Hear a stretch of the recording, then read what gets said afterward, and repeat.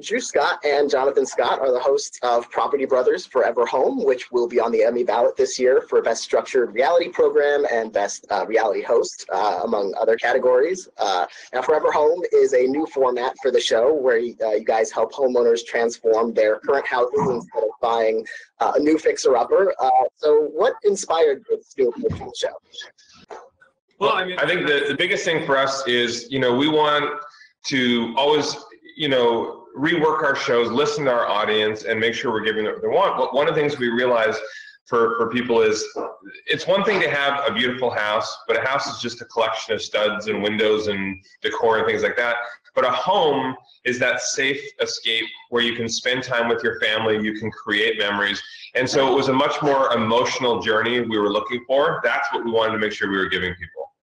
And for us, I mean, we really do listen to our fans. And for years, they were saying to us, you've renovated for people in there, when they bought a house to renovate. But what about all of us that already live in a home that we love? It's just not fully working for us. And so to be able to focus in on those families that already have these homes, to really make the house work for them and their family, it means a lot. We're at 400 families we've worked with now. And it really means a lot that we can affect that many people in such a positive way. And is it especially emotional and personal to do Forever Home, where you're going to not just a new home that you're trying to turn into someone's dream home, but this is the space they already inhabit. This is sort of where they envision themselves forever. Yeah, well, especially you think about it, if this is where, their kids took their first steps, or this is where, in the door frame, they've been measuring the height of their kids since they were born, or, your kids for, their prom date. There's so much emotion. I'm getting emotional. There's so much emotion that comes out of any of those moments, those memories. And so the big thing is for us to capture those. People are keeping those memories, but we're giving them a space where they can create new ones.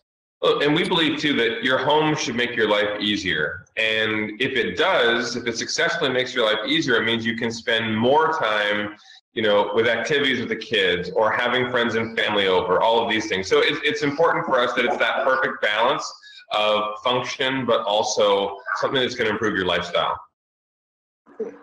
And, in the process of going into a home, meeting a new family, how well do you get to know them? How long do you get to know them before, the shooting of an episode actually starts? Yeah, so we usually call, the process in casting is actually it happens quite early. So we'll call well in advance and just let them know that they're in for a ride. It's going to be crazy. It's going to be wild, but we take all the weight of the renovation off their shoulders so that we can have fun. With the Forever Home process, unlike the original Property Brothers where we had the homeowners back all the time, we actually do kick them out. After we present the design options, we kick them out and they're gone until the very end so we can really have that amazing surprise.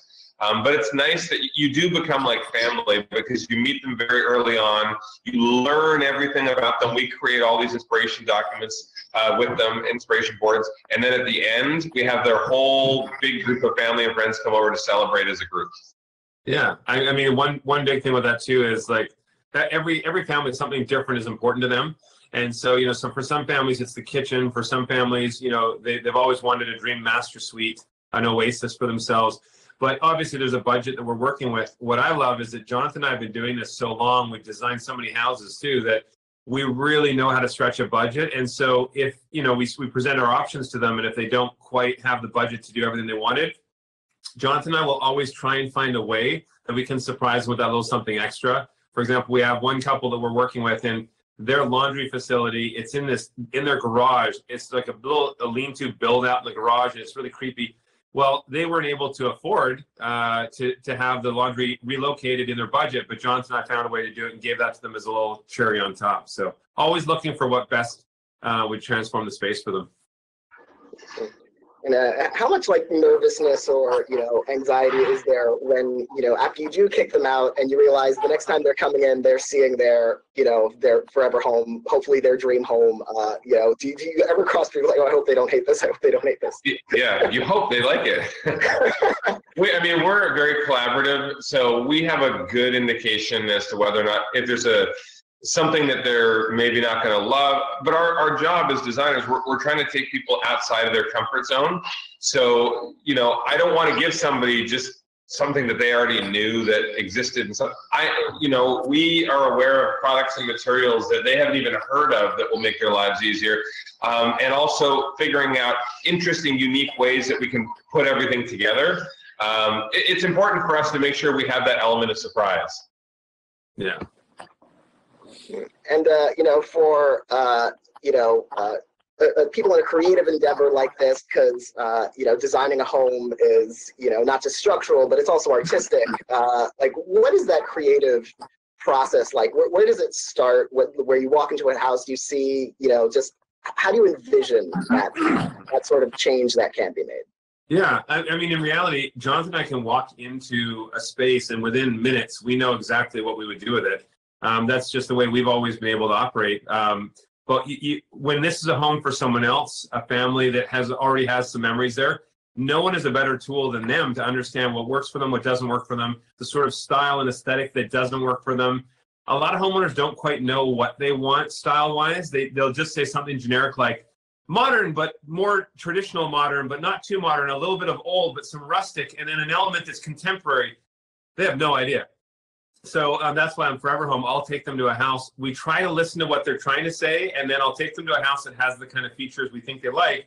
And then what they gravitate towards really lets us know, okay, this is their aesthetic. And then we go to work on the design.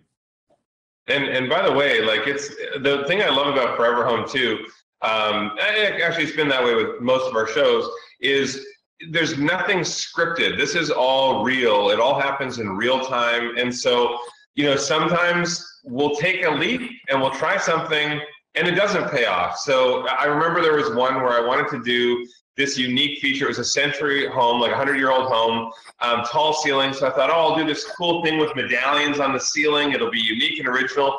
And it ended up being the ugliest thing I have ever seen, ever. And so, we filmed it and we made it part of the show, and I changed my mind. I pulled it down and we cleaned it up. But, sometimes you have to try some things. Sometimes, like Drew said, homeowners don't even know what they want. So trying to venture through that is crazy, but it's fun and it's real life. And I think that's what people really enjoy seeing. And by the way, we're sort of like therapists sometimes, because many homeowners, they're not on the same page with their spouse. And so, it's our job to take the weight off of their shoulders, to try and find that common middle ground that will give them both the aesthetic that they want. But trust me, it literally is like a therapy session sitting down sometimes. And, you guys see you get a lot of unpleasant surprises when dealing with any kind of fixer-upper or renovation, whether it's bad electrical or, plumbing or, vermin infestation, breaking down the walls of a place. What's the most stressful experiences you guys have had kind of realizing that you have a challenge that you didn't anticipate? I'll tell you a funny one. So I fortunately wasn't there for this, but with all the different things we come across, you got to ebb and flow with issues that come up during construction. Jonathan was opening up a bulkhead. He was renovating, so he was tearing out part of the wall.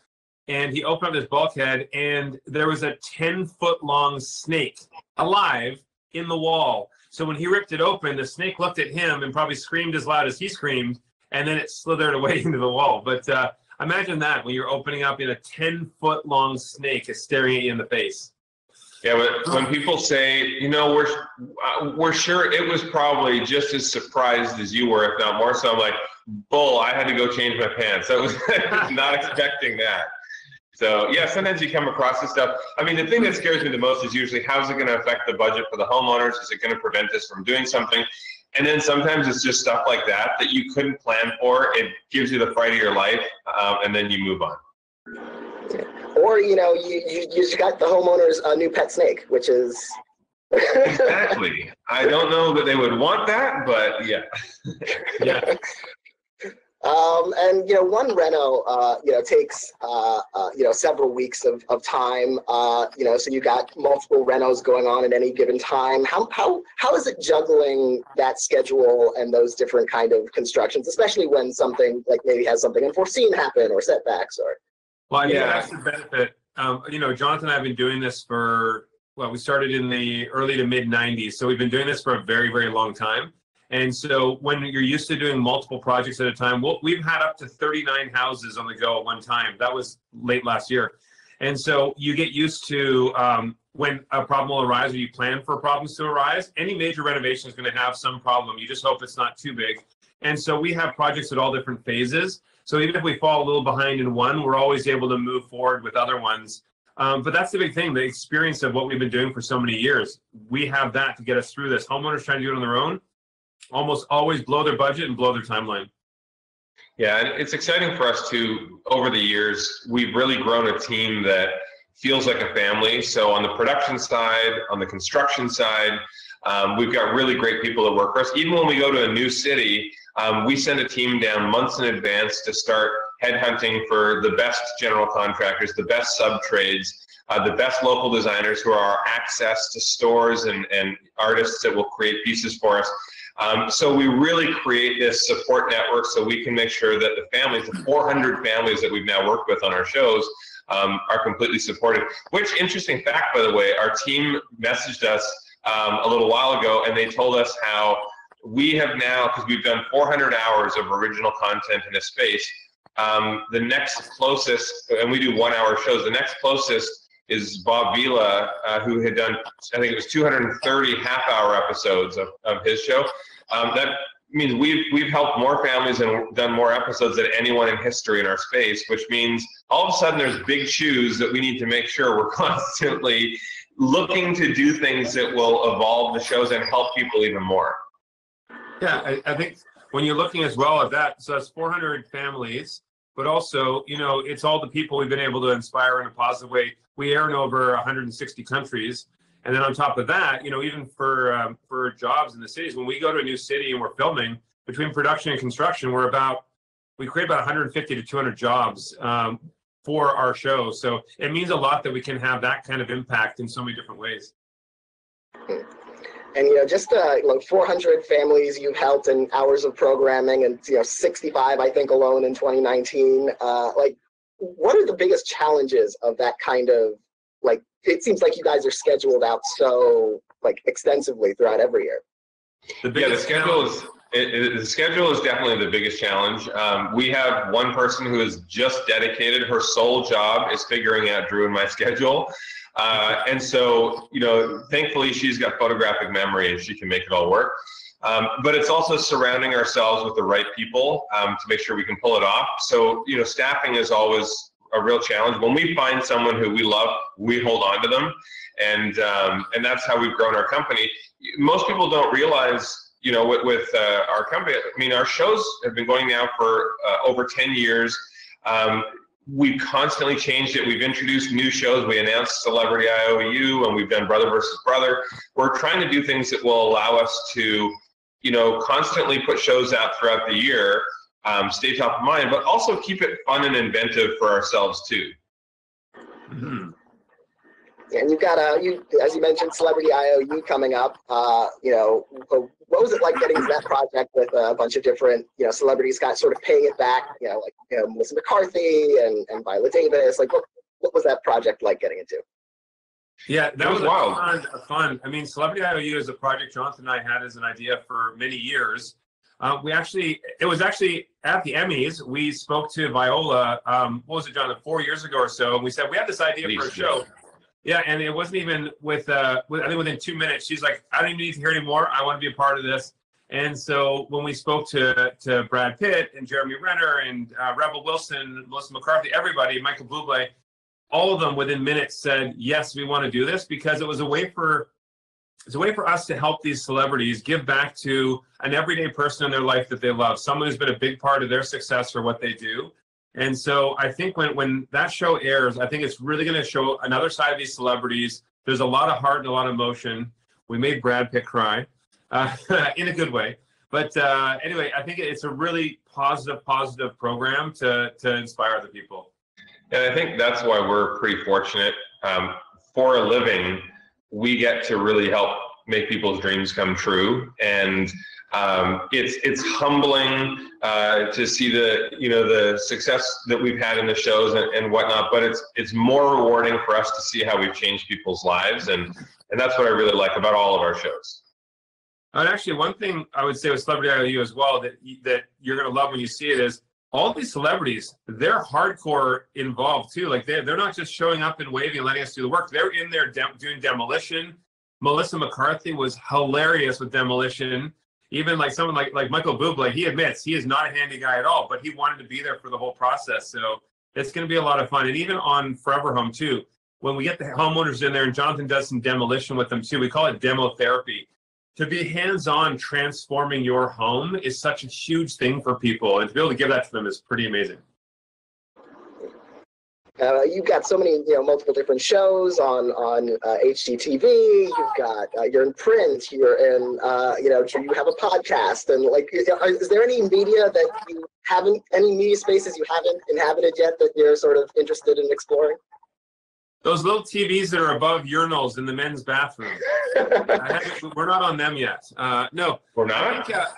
I think, for us, I think what we're just trying to do is we listen to our audience. We're really listening to through social media, through our shows, through feedback, because we want to see what they're saying is important to them. That's why we launched Reveal Magazine as a lifestyle magazine, to try and show simple steps to get the most out of life. That's why we have our Property Brothers Home Design game, our app that people can play. And that's why Linda and I did the podcast. They wanted to hear a bit more of our lives from home. So whatever you guys ask of us, we were trying to bring it to you. We just love inspiring people. That's what we're here for. And, Drew, you've done Dancing with the Stars. So I was just curious, one question, like, Jonathan, is that something that you would ever pursue, or have they asked you to pursue it? Or, what are your thoughts on following in the family footsteps of, maybe even getting the Mirrorball trophy that Drew couldn't get quite? I mean, that's the whole thing. If I was going to do it, I would win it. I mean, it's one of those things. It was great because obviously I cameoed in the one dance, actually cameoed twice for Drew. They're like a big family over there. It was so much fun. They treat you like gold. I loved learning the dance, but I have never been that stressed in my adult life. It was very, very stressful. But if I had the downtime and I had nothing else going on, Drew was crazy because we were still filming our shows full time and he was flying back and forth and doing that. I would never do that. There's just too much work with our shows and being on site for construction. So if I had a large, period of downtime and could really focus on it, that's how I like to do everything that I do. I have to be able to 100% focus and make sure that I'm the best at it. So what you're saying is when you come out of isolation, you're going to be pro the best dancer. You've been watching videos. Exactly. Congratulations, both of you, on Forever Home and Celebrity IOU coming up and everything else in the works. And hopefully we'll all be able to get back to everything that all of us have in the works sometime in the near future. Best of luck with all of that. And thank you so much for joining me today. Yeah, thank you. For having us.